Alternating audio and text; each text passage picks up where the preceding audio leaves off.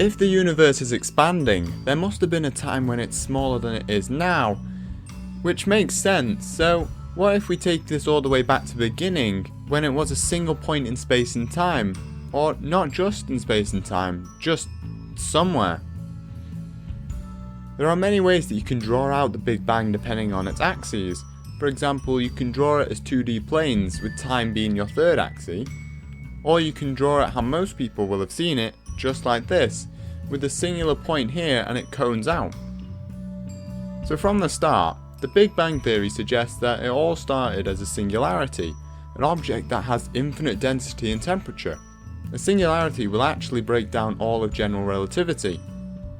Then we needed to know how fast it could all expand, so using the measurements from a Type 1a supernova, measurements of cosmic microwave background, and of correlation functions of galaxies, we calculated that the universe is 13.798 billion years old, give or take 0.037 billion years. Now, the early universe was open to much speculation. In common models, the universe was filled with a uniform, incredibly high energy density, huge temperatures, huge pressures, and rapidly cooling mush of quark and gluon plasma. In this plasma, matter and antimatter pairs were created and destroyed frequently, until an unknown reaction, known as baryogenesis, violated the conservation of the baryon number. Baryon number, a number that is related to quantum physics. This led to more quarks and leptons than antiquarks and antileptons. The result of this was being more matter than antimatter in the universe. The universe continued to decrease in density and temperature, which means that the energy of each particle decreased. This allowed for fundamental forces of physics to start acting. They are the strong force, which holds atoms together, the electromagnetic force, which is basically light, the weak force, which is the exchange of force carriers, and then gravity. Gravity came first at about 10 to the minus 43 seconds, then the strong force at about 10 to the minus 35, then the weak and the electromagnetic force at 10 to the minus 12 seconds. Then at 10 to the minus 11 seconds, particle energy levels dropped enough for these forces to start acting properly. At 10 to the minus 6 seconds, quarks and gluons combined to make protons and neutrons. Then interestingly, the temperature dropped so much that proton and antiproton pairs couldn't be created anymore, and so massive particle annihilation happened. It left us with only 1 in 10 billion of the protons and neutrons we had originally. At about the second mark, all the forces had formed properly and a massive annihilation of leptons happened. After a couple of minutes, the temperature had dropped to about 1 billion Kelvin, or 999,999,726.85 degrees Celsius, or 1,799,999,540.33 degrees Fahrenheit, and the density of the universe was just that of air. After 379,000 years, the first atoms appeared, mainly hydrogen, and they were free to roam the universe unimpeded. The radiation that is left is now known as cosmic microwave background radiation. Over a long period of time, pockets of more dense matter started to form, and this meant that areas of gravity started to form. This means that more matter was pulled into this area, meaning more gravity. This continued and clouds of gas started to form, then stars, then galaxies and clusters and superclusters. This area is also up for speculation. It all depends on how much matter there is and what type you have. The possible types are cold dark matter, warm dark matter, hot dark matter, and baryonic matter or regular matter. You can see why they think there is a lot more dark matter than normal matter in the universe. The best data that we have fits well with the lambda CDM model, which assumes that dark matter is cold. You then have the extended model in which hot dark matter plays a part in, but warm dark matter was ruled out during the formation of all the hydrogen atoms. Then we end up with what we call cosmic inflation, but that's for another lesson in itself. This theory relies upon some assumptions, mainly the universality of physical laws and the cosmological principle, which is that matter is uniformly distributed throughout the universe if observed from a large enough scale. At first they were taken as fact, but now there are many efforts to test each one of them. The universe also relies on horizons. The universe has a finite edge, and light travels at a finite speed. then there might be events in the past whose light has not time to reach us yet. This is called a past horizon. Also works the other way around, where the objects are so far away from us that our light has not reached them, and this is a future horizon. With all scientific theories, evidence is required. Relative movement between us and everything else is proved by the Doppler Effect.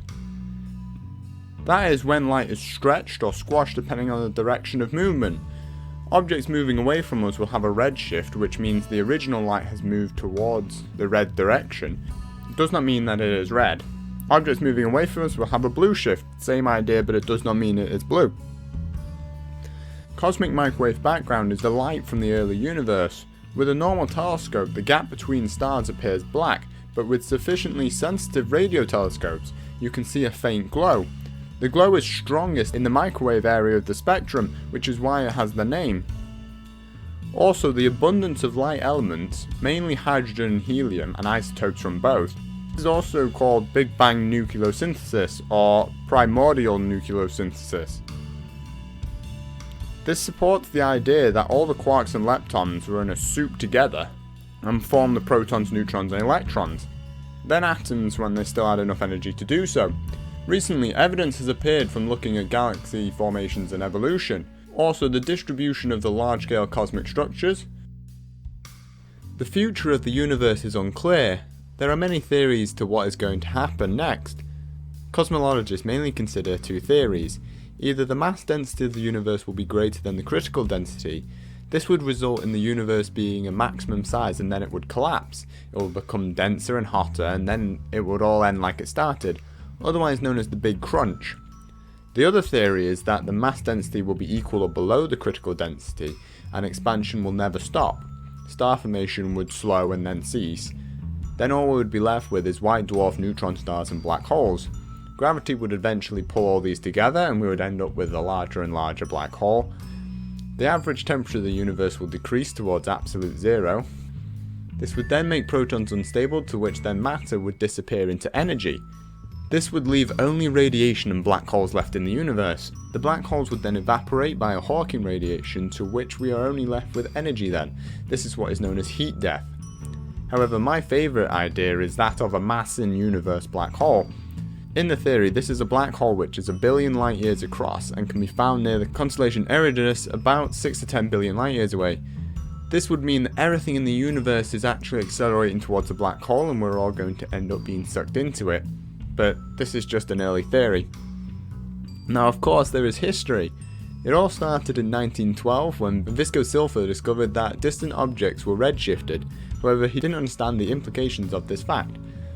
Then in 1927, a Belgian physicist and a Roman Catholic priest proposed the idea that it is due to the expansion of the universe. In 1929, Edwin Hubble showed that galaxies not only move away from us, but they're also moving away from each other. This means that space itself was expanding and stretching the light from more distant galaxies than the one nearer to us. Hubble was quite rightly a hero of science for this. Georges Lemaître had already proved this 2 years before. He had used Einstein's theory of general relativity to show that the universe could never be static, it always had to be either expanding or contracting. In 1931, Lemaître suggested that the dynamic universe has begun with an almighty explosion from a single point, which he called the Primeval Atom. However, he had no evidence to back this up, but he suggested that the Primeval Atom had shattered into all the smaller atoms. His theory sounded good, but it lacked the detail. In 1948, George Gamow and Ralph Alpher, two colleagues who were fresh from the Manhattan Project, the research to develop the first atomic bombs, proposed a more detailed method of nucleosynthesis. They then added Hans Bethe onto the paper as one of the authors, obviously because then it would say Alpha, Bethe and Gamow, which kinda sounds a lot like Alpha, Beta and Gamma. They suggested that visible matter had developed through the continuous fusion of particles into a more complex form. However, the theory had a big competitor. His name was Fred Hoyle, and in 1949, while making a joke, referred to it as the Big Bang. Then the name kinda stuck. So this was the video on the Big Bang. Make sure you stick around and watch the rest of the videos. Bye!